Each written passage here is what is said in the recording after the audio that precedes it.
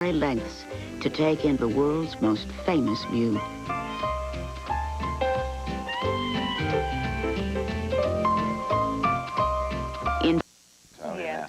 We have other exciting things coming. We're actually going, our next trip is, we're going off to Phoenix. Those shows.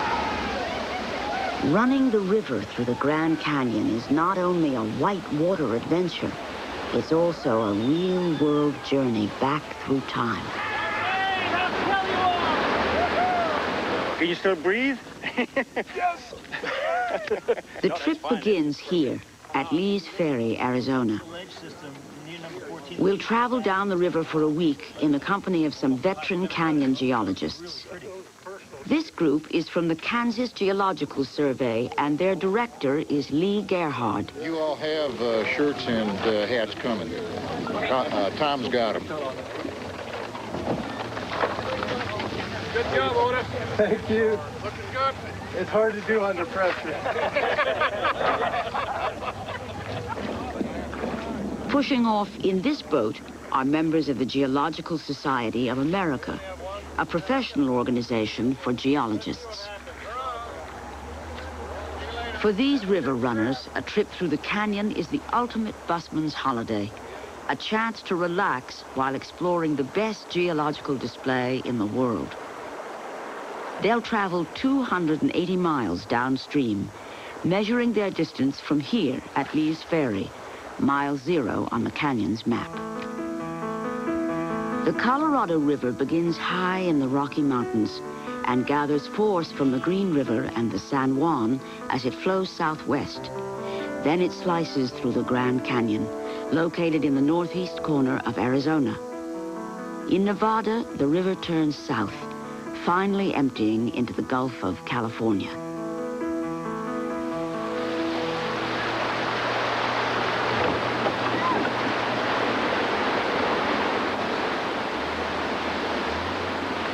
Not far from Lee's Ferry, we encounter the first of the canyon's famous rapids. There are 160 altogether.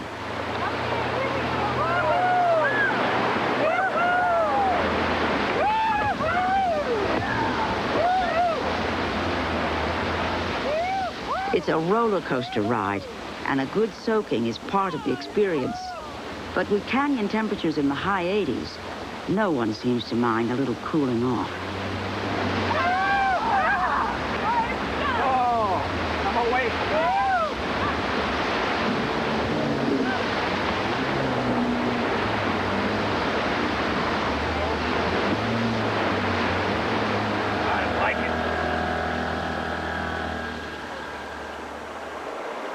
There's plenty of wildlife to see along the way, like this bighorn sheep. But what is most striking to river travelers is how the rock layers change. The river takes us on a kind of downward escalator, cutting diagonally into the Earth's crust. Here, pink sandstone rests on top of a much darker rock called the Hermit Shale. Downstream 7 miles, the same Hermit Shale we just saw at river level is now 500 feet high on the canyon wall.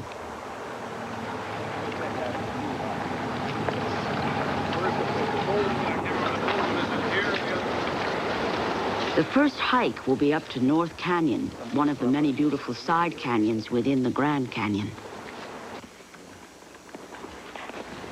But how did all these layers of rock get here in the first place?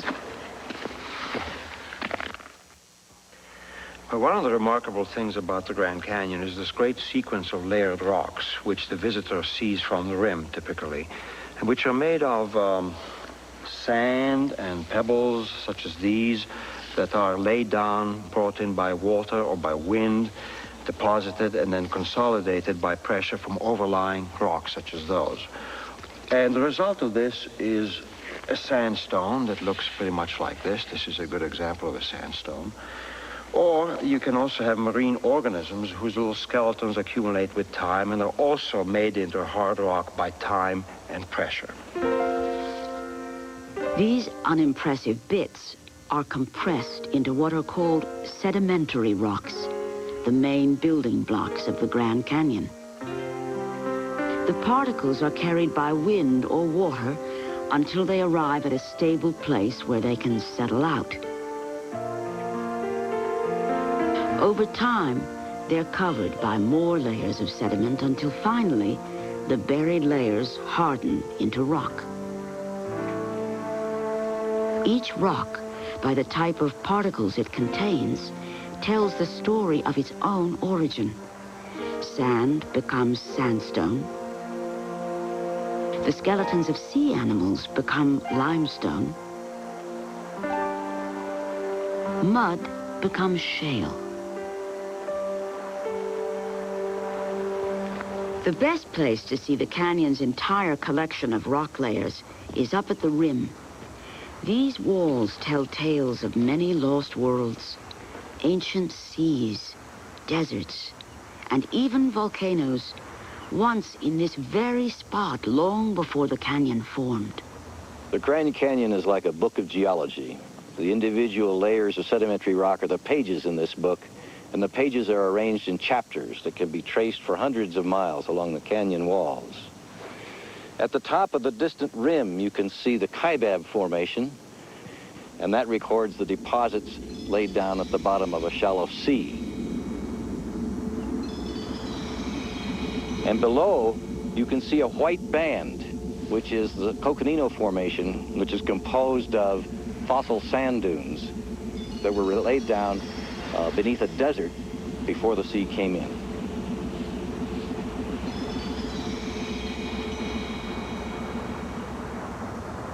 Here's a piece of the Coconino sandstone, which records a little bit of history of the animal life. This was actually on the steep slip face of a sand dune, and a small reptile, about the size of a modern lizard, scampered up the sand slope, probably when it was wet, leaving these impressions. You can tell which way is downhill here, and you can see that he pushed down on the sand a little bit as he climbed the sand dune.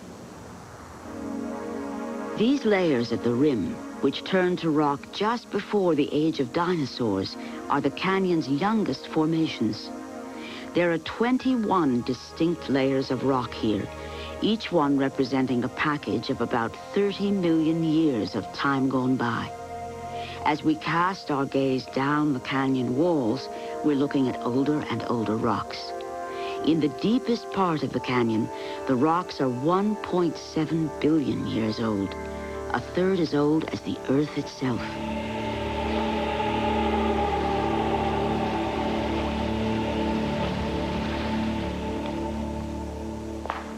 Rocks not only carry the story of their origin, they also reveal what has happened to them since they were deposited.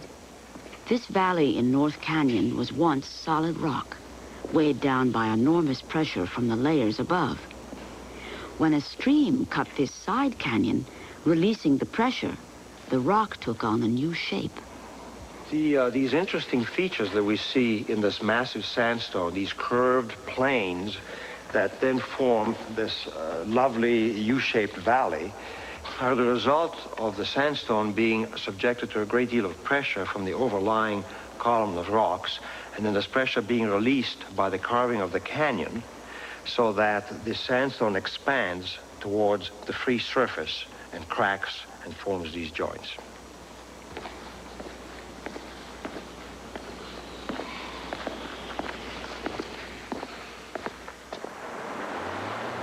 Given enough time, all rocks, no matter how settled they may appear, are subject to change. Like 10 Mile Rock, a slab of limestone that toppled off the canyon's rim, burying itself in the riverbed like a great hatchet. Such rockfalls may happen once in a millennium. Today, a trip through the canyon is an adventure, but it could hardly be considered dangerous. A century ago, for those who first dared to make this journey, it was a different story. Just after the Civil War ended, an obscure Union Army officer, Major John Wesley Powell, set his sights on a great adventure. When Powell came on the scene, it was just at the time of several great scientific exploring expeditions of the West. And there was one large blank spot left on the map of the United States, which was at the Colorado Plateau. And of course, right through the middle of it ran the Colorado River, which had never been run. And Powell resolved to fill that blank space. The 35-year-old Powell had lost his right arm at the Battle of Shiloh, but this did not stop him from planning an ambitious 1,000-mile river journey across the Colorado Plateau. He sought the advice of the Paiute tribe and other Native Americans in the region, who warned it couldn't be done. Powell remained undaunted. He put together a crew of 9 mountain men, and on May 24th, 1869, the expedition set out in 4 wooden boats from Green River Junction, Wyoming.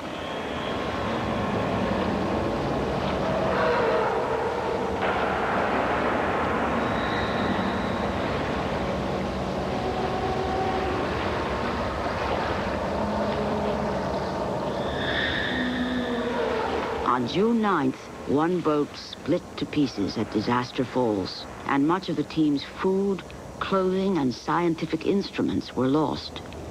Powell pressed on, but the signs of strain show through in his journal. August 13th. We have but a month's rations remaining.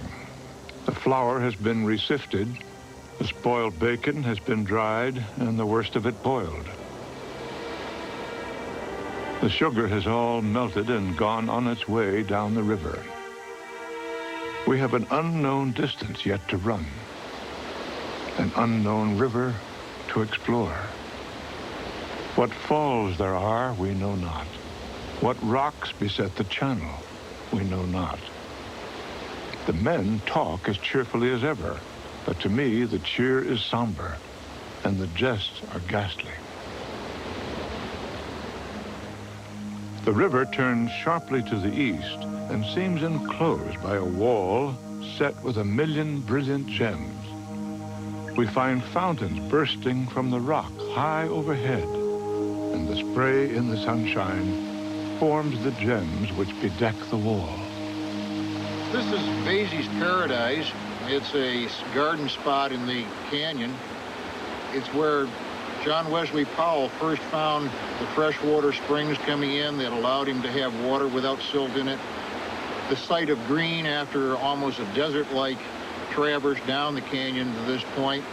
And what he found here was then a spot to rest.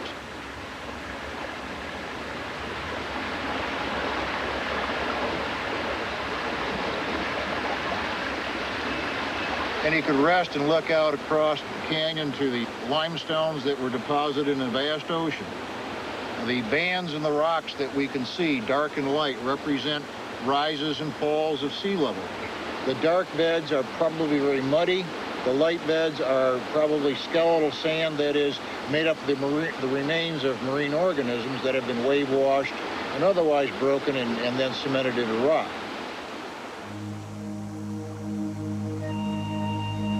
All about me are interesting geologic records. The book is open, and I read as I run.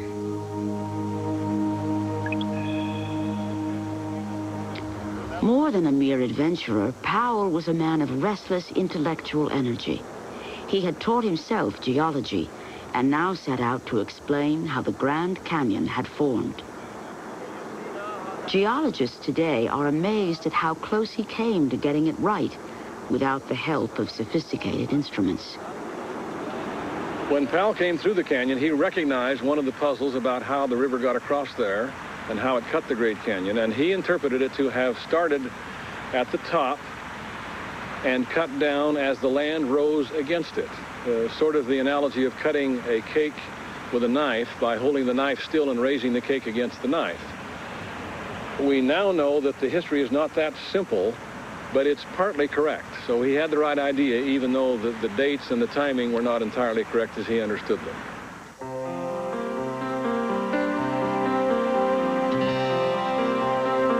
Today, more than 100 years later, scientists still argue the details of precisely how and when the canyon was created.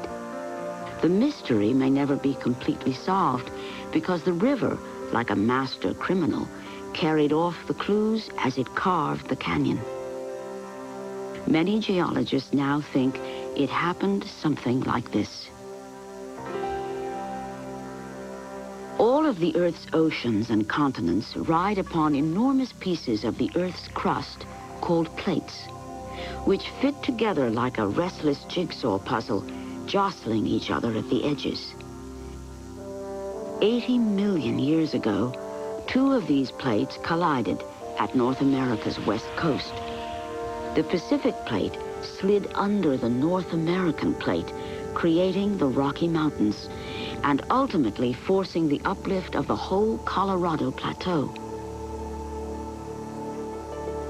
By 30 million years ago, the ancestral upper Colorado River was flowing lazily over the Colorado Plateau. But where it ended up remains a mystery. 5 million years ago, the sea swept in and created the Gulf of California, offering a faster escape route. A new river sprang up in the south, claiming the Gulf as its outlet and eroding its way back upstream where it captured the upper Colorado River's flow. The combination of this mighty new Colorado River flowing over the already rising plateau created a geological buzzsaw, a deep groove from which the river could not escape. Many scientists now think it took only about 4 million years for the Colorado River to carve the canyon. Compared to the rocks at its walls, some nearly 2 billion years old, the canyon itself is a relative youngster. But the river's buzzsaw can account for only a narrow gash in the earth. And in places, the rims of the Grand Canyon are 18 miles apart. How did the canyon get so wide? Well, it's important to understand that the river by itself did not carve this canyon. The river did cut down its own channel, but basically it's a transportation system. It's the freight train that carried all the rest of the rock out. And the canyon was widened out by all of the side streams and all the little rivulets that are carving into the canyon wall. It's not the river that made the great wide canyon that we see, but all the tributary drainage systems that led to the carving of the canyon. Side streams and tributaries flow into the main Colorado River, gouging out their own side canyons, like this one. When there's a violent storm, truck-sized boulders tear loose from the canyon walls and are driven headlong in a terrifying wall of mud and rock called a debris flow. Seldom are human beings in a position to film debris flows. Usually they're running for their lives to high ground.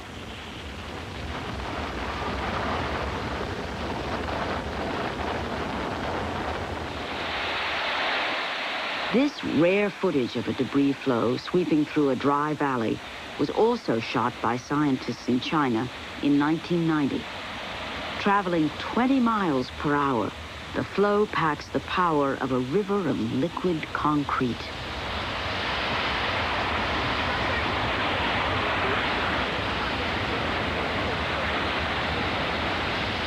The changes in the canyon country do not occur by the gradual grain by grain wearing away of the countryside as so often portrayed in the geology text, but rather most of the time hardly any change is taking place at all.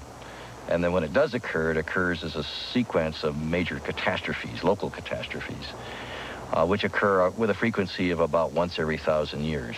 And that, I think, is, in fact, the way most geological changes happen, not just here in the canyons of the Colorado, but generally in the landscape of the Earth.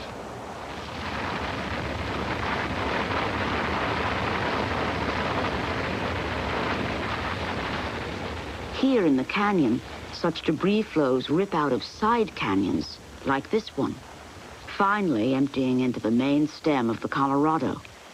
Just downstream of the side canyons, the gravel and boulders collect, forming a kind of rock dam that chokes off the river's flow and creates a rapid.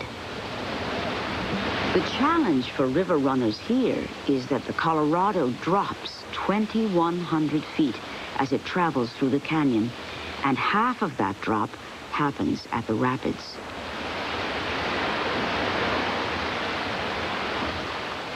We rejoined the GSA group as they approach one of the canyon's more notorious rapids. Hance Rapids is also known as the Rock Garden. The boatman will pull over to have a look. What about these down here when we get in? Well, you don't want to get that far left. Yeah, right about where he is. You want to be this side of the rowboat. Right above Hance Rapid, and I want to scout this rapid for my run, and I'm looking at where the rocks are in the channel. I want to see where the tongue's at, and I'm going to be heading into the tongue, coming down into what's called a duck pond. There's some real still water, and I want to get in that, and it gives me a chance to slow down and reassess my situation so I can look downriver and set up for the run down below. It's one of the steepest drops along the Colorado River system, and at this stage, it's low water. There's a lot of rocks in the channel, and it's I have a lot of respect for this rapid. Okay, he's doing the motor run, and he might not have enough power to get back to the left, and it could be pretty interesting hitting these holes. He's gonna see that rock sticking up right there? Right. There's a big hole just left of it that he's gonna go over. Right there. There he goes. Okay, he's setting himself up for the big hole down below. He might flip it right there. There it is. Oh, keeper. He's in there. He's surfing him. He's swamped, but he's out. Oh, he popped it out. I don't believe it. That was close. Popped it out. He almost lost it. He did. He was surfing in there. Woo! That gets my blood stirred. Let's get out of here. Yeah, let's go. Let's run it. Yo! This is boatman John Stoner's 130th trip down the Colorado. And some of us are glad.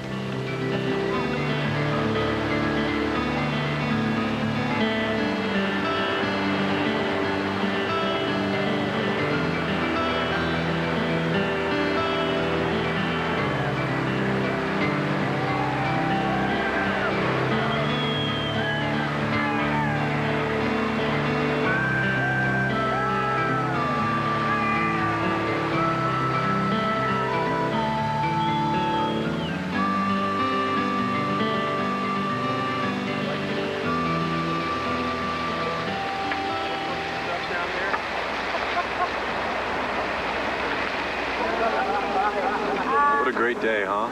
Oh, yeah. Beautiful day. Good rapids. Good run. Tugging away from the tail, just right down the middle, right through all of it. We got pretty wet. We got pretty wet that time. The big ones were fun. I guess you were more prepared. Oh, yeah. But the little ones, the Later little on, you're right in your face. right in the face, and you have no control over it. You don't even know when it's coming.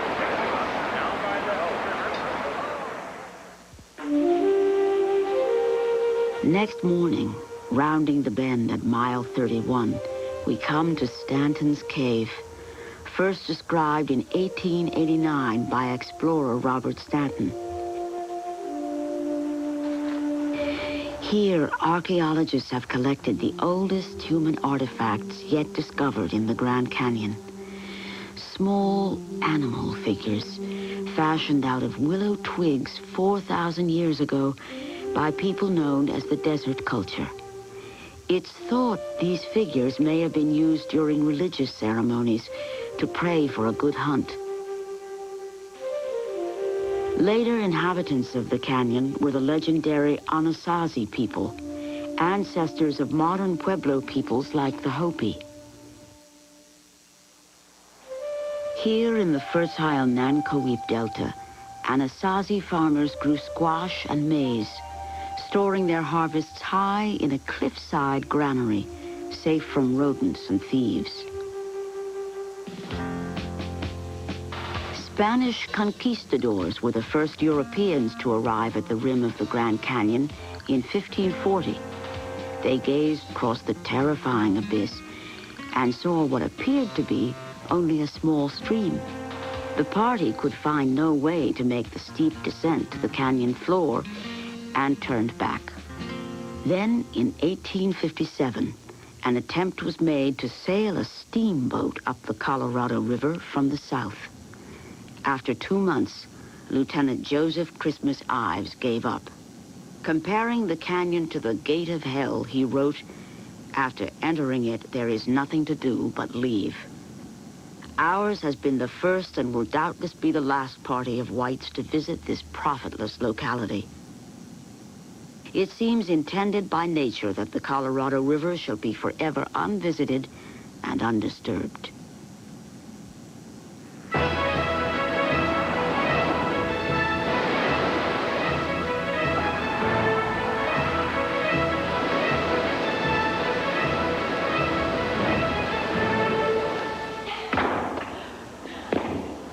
"33 miles downstream of Lee's Ferry, we come to Red Wall Cavern, named by John Wesley Powell and his men when they camped here.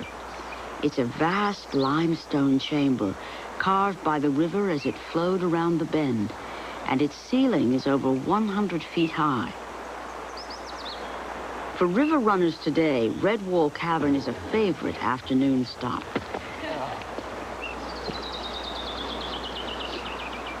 Later in the day, we make an early camp. And tonight, the tales around the Kansas Geological Survey's campfire are told by the great-grandnephew of John Wesley Powell himself, Donald Powell Shinaki. The unique thing about John Wesley Powell was that he was never satisfied when he would land at a place like this in the afternoon. He's always curious on what was upstairs, and so he'd skinny up the rocks and go to the top and look around, and many times he would stay up there and come down after dark. And if you can imagine coming down one of these cliffs in the dark with one arm, that was a feat in itself. Standing on my toes, my muscles begin to tremble. It is 60 or 80 feet to the foot of the precipice. I find I can get up no farther and cannot step back, for I dare not let go with my hand. I call to Bradley for help. At this instant, it occurs to Bradley to take off his drawers and swing them down to me. I seize the dangling legs, and with his assistance, gain the top. There you go. Oh, you missed it. I'm not glad. We better go back and do it again. It's a tricky climb up to Nautiloid Canyon, but for those who make the effort, a ghostly marine treasure awaits. We're now sitting on the floor of Nautiloid Canyon, which is in the Red Wall limestone, making the great walls of the canyon around us. The Red Wall limestone is a marine deposit formed in a shallow sea many millions of years ago, and we know that because right here is one of those marine shells. I'm going to pour some water on it so that it shows better. This is the outline of a nautiloid shell. It had a long stovepipe sort of cylindrical shell with curved partitions across it, and it's related to the modern chambered nautilus, which currently lives in the Indian Ocean, except these had straight shells and the chambered nautilus has coiled shells. Meet the nautiloid's modern descendant. 300 million years ago, a vast, shallow sea like this one covered not only the Grand Canyon region, but much of what is western North America today.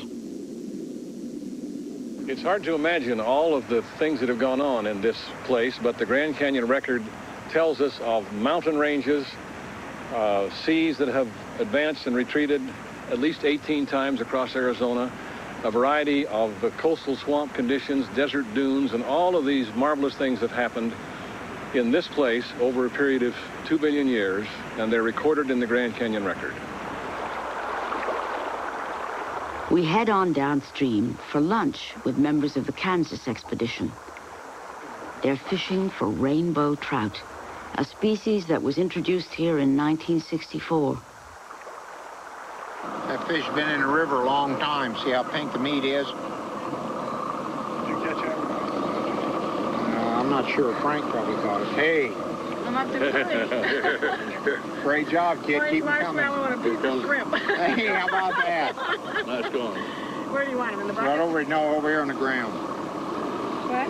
Over here on the ground. That's a tulip cod about that big. The second one was that big, too. Okay, here he goes, poor little guy. There you go, kid. Stay with him.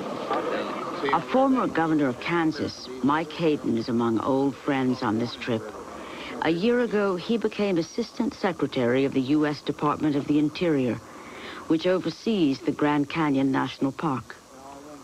Our national park system is designed with long-range goals of protection, conservation of the environment and of the ecosystems for all time. Not only for this generation, but for future generations. We are trying to make sure that these ecosystems are healthy for our grandchildren's children as well. There's been a big change since the days of John Wesley Powell, when man was at the mercy of nature in the canyon. Today, the major force of change here is man himself. For the past century has brought intensive development of the Colorado River for irrigation and hydroelectric power. There's a classic struggle going on here between conservation and development. A story that began back in the early years of the century.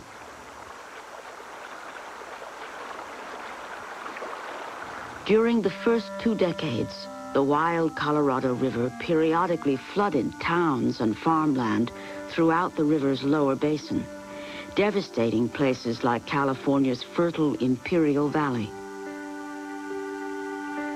What was needed, the government decided, were dams for flood control and irrigation. Dams that would convert the Colorado from a natural menace to a national resource. And so in 1923, Colonel Claude Birdseye and his men were dispatched from the U.S. Geological Survey to look for possible dam sites.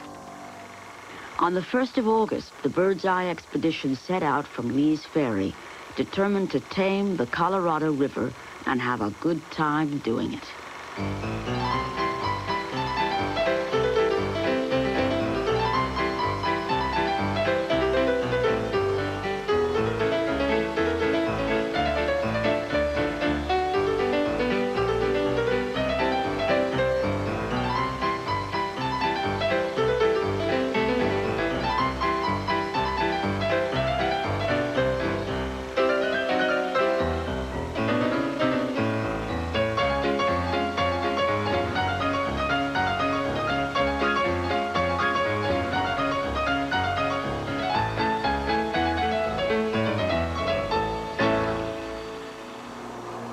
The legacy of the Birdseye expedition now dominates life in the Grand Canyon.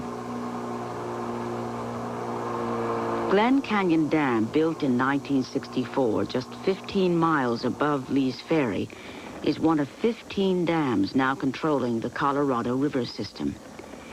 The dam has flooded what used to be Glen Canyon, storing the Colorado's waters in a massive man-made lake stretching 280 miles to the north. The lake is named after the region's premier explorer, Lake Powell. The Glen Canyon Dam is run by the Federal Bureau of Reclamation and, until recently, has been a steady producer of premium peak hydroelectric power, available instantly during periods of high demand to the states of the Southwest. Downstream, the dam has dramatically altered the Colorado River and the Grand Canyon's ecosystem in ways that scientists are still struggling to understand. One of the concerns we have now is that things are changing within the Grand Canyon along the river. The wildlife is changing, the plant life is changing, the beaches are changing, the fish populations are changing. Some of this may be good as we look at it, and some of it may be objectionable or harmful. We don't really know all of that, but clearly things are changing because of what we have done upstream. Certain changes are quite apparent, such as the erosion of beaches. Since the river's flow is now regulated, there are no springtime floods to bring in fresh sand to replenish the beaches. In addition, the dam's peak power production requires sudden release of huge volumes of water stored in Lake Powell. This creates sudden fluctuations in the river's flow, which tear away at the canyon's beaches. the river has been known to rise by 13 feet in 24 hours. Stanley Buse leads a research team that's been tracking the beach erosion since 1980. Their work is part of a major Grand Canyon environmental impact study. What we hope to do with this study is provide sufficient data so that the Bureau of Reclamation can manage the flow of water through Grand Canyon in such a way as to both provide power generation as needed and still protect the beaches from being eroded away. As this historical footage shows, the wild pre-dam Colorado, whose name means red in Spanish, carried a heavy load of sediment as it coursed through canyons. Now, its powerful surge is stopped at Glen Canyon Dam, and the sediment settles out, dropping to the bottom of Lake Powell. So the Colorado River of today is clear and green. It's also far colder, 45 degrees year-round, because the water released into the canyon comes from deep in Lake Powell. Wild trout flourish in the colder temperatures. The canyon's native fish are in trouble. 2 species have been wiped out, and others, like this unusual humpback chub, are endangered.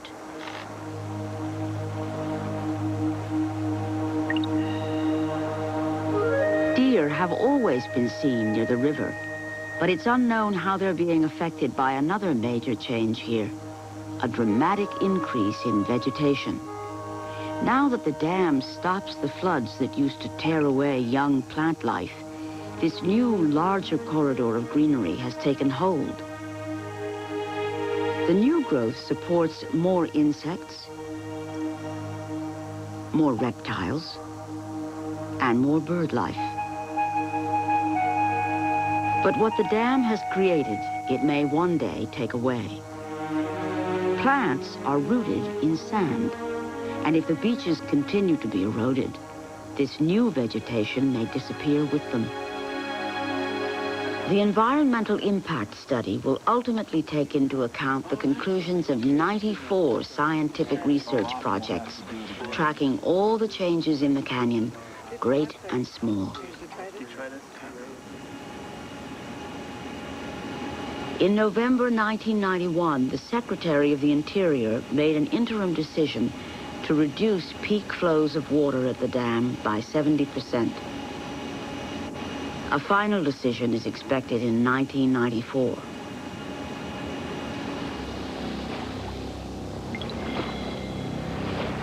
Back on the river at mile 77, we enter a dramatic passageway into the deepest part of the canyon.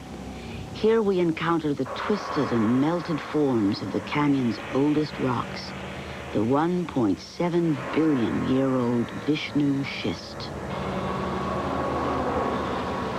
Okay, and here we're at the beginning of the inner gorge, which is composed of these dark and rather sinister-looking rocks, called the Vishnu schist. These rocks once were sandstone and shale, which had been cooked with great heat and pressure at the base of what was probably a very high mountain range once upon a time. And they're very hard as a result, and Powell knew this very well. And he was worried that perhaps there may be some pretty hairy river running ahead of him because of that. The Vishnu schist is all that remains of mountains that once rose as high as the Himalayas. Over the course of 800 million years, through the grinding power of erosion, these mountains were worn down to their ancient roots, which have been melted by the Earth's internal heat. Because of the extreme hardness of these rocks, the river flowing through them is tightly constrained with rough rapids.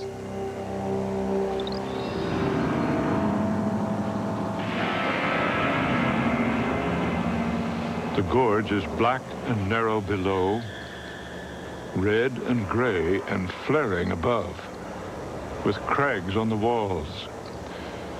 Down in these grand, gloomy depths we glide, ever listening, for the mad waters keep up their roar.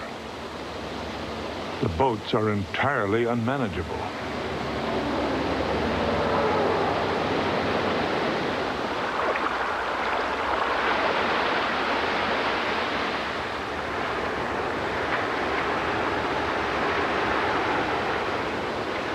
The next morning at mile 157, the GSA group discovers another of the canyon's magical places, Havasu Canyon and the turquoise waters of Havasu Creek.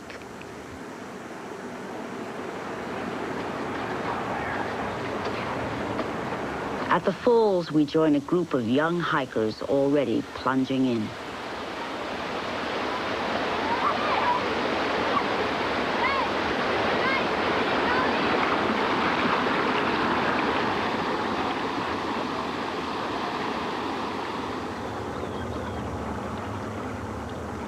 "20 miles farther on, we enter a dramatic landscape created by the most recent cataclysmic events in the canyon.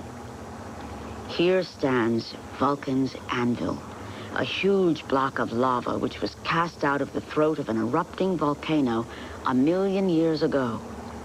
It stands as herald to the vast flows of lava which once cascaded over the canyon walls downstream.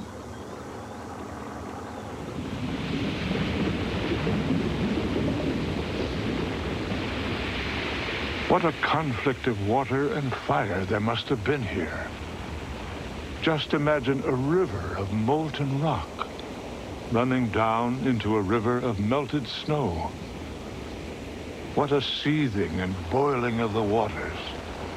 What clouds of steam rolled into the heavens. Now we can see the alignment of the volcanoes right on the fault. No volcanoes are currently active, but the best place to see the ancient flows is from the air above Prospect Valley. Little volcano here, sitting on the fault. Beautiful structural control of the eruptions. The only way to get to Prospect Valley Overlook is by helicopter. The mountains in the distance are all dormant volcanoes, and nearby, the cinder cone of the canyon's own volcano. We're standing here on the south rim of the canyon, just opposite one of the young volcanoes, which you can see behind me, which is called Vulcan's Throne. Lavas have spilled down over the rim of the canyon and all the way down into the canyon floor. These are the youngest rocks that have been formed now in the region of the Grand Canyon. And the succession of flows that has come out has dammed the river over a period of time. In fact, a whole series of dams were built and then cut away by the river, the highest lava dams rising more than 1,000 feet above the river floor, backing the water up all the way almost to Lee's Ferry at one point. River gravels plastered high on the canyon walls show that in the past 1,000,000 years, lava flows blocked the river at least 13 times, flooding the canyon and creating enormous lakes. But each time, the river would eventually carve its way through. Well, the history of the river sweeping away each successive lava dam bears a lesson for us, of course, with regard to the dams made by man, because surely that will happen also in the dams that we've built on the river that we think are so permanent, so massive, such as Glen Canyon Dam. That will also be swept away, and it will be gone in a twinkling geologically, and it'll be taken away just as surely as the great dams downstream.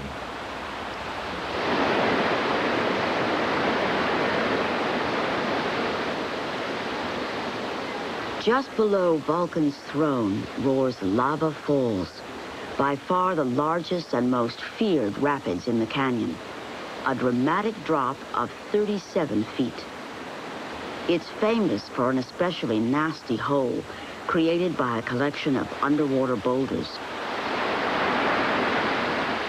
Well, Lava Falls is my nemesis on the river.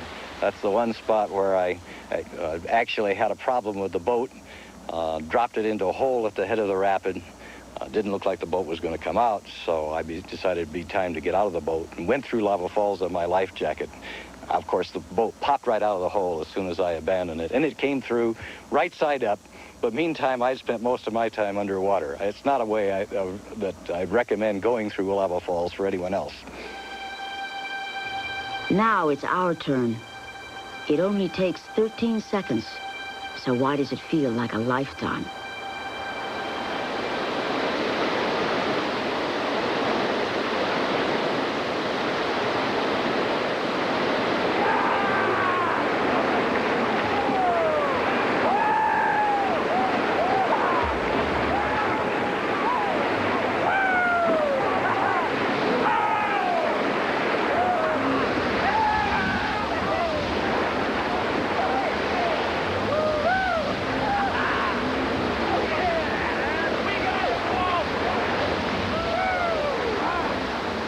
Nearly through, but watch that tight corner.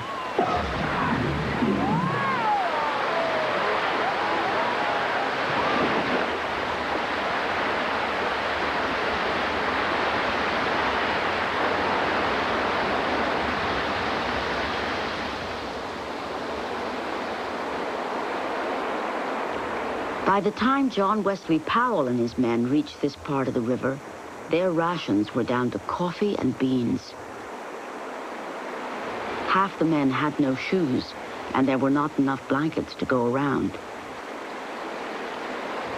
Even George Bradley, who had saved Powell's life, was losing patience with the Major, as his diary records.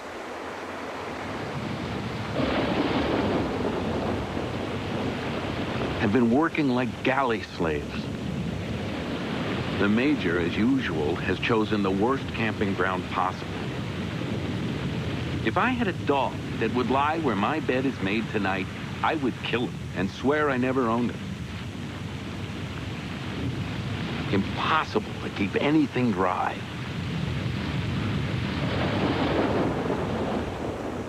The single major tragic episode of Powell's first trip occurred as a result of the separation of 3 men in his party, men who decided that they had had enough in the rigors of trying to push down the lower part of the Grand Canyon. They finally came to a great rapid, which just discouraged them completely.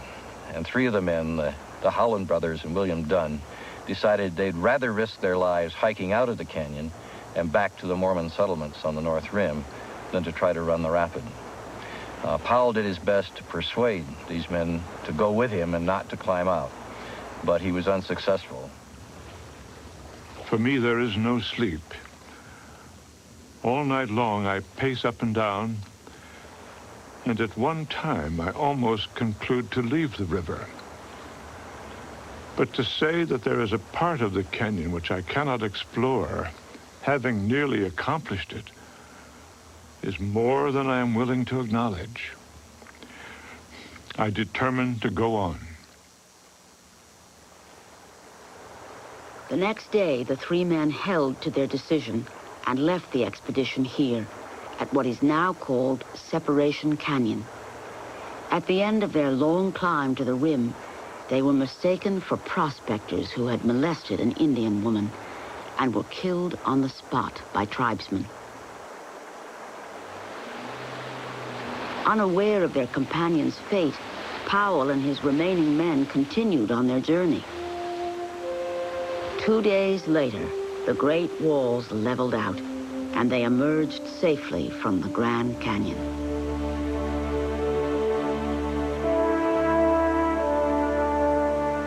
The relief from danger and the joy of success are great. The river rolls by us in silent majesty. Our joy is almost ecstasy. We sit till long after midnight, talking of the Grand Canyon, talking of home. When Powell returned from the canyon, he became a national hero. He went on to survey the entire Southwest and later became director of the U.S. Geological Survey. He fought to slow the rapid, unplanned settlement of the West, predicting today's bitter battles over the region's limited supplies of water. It has been said that John Wesley Powell understood the West better than anyone. The glories and the beauties of form, color, and sound unite in the Grand Canyon. It has infinite variety. You cannot see the Grand Canyon in one view. You have to toil from month to month through its labyrinths. If strength and courage are sufficient for the task, a concept of sublimity can be obtained, never again to be equaled on the hither side of paradise.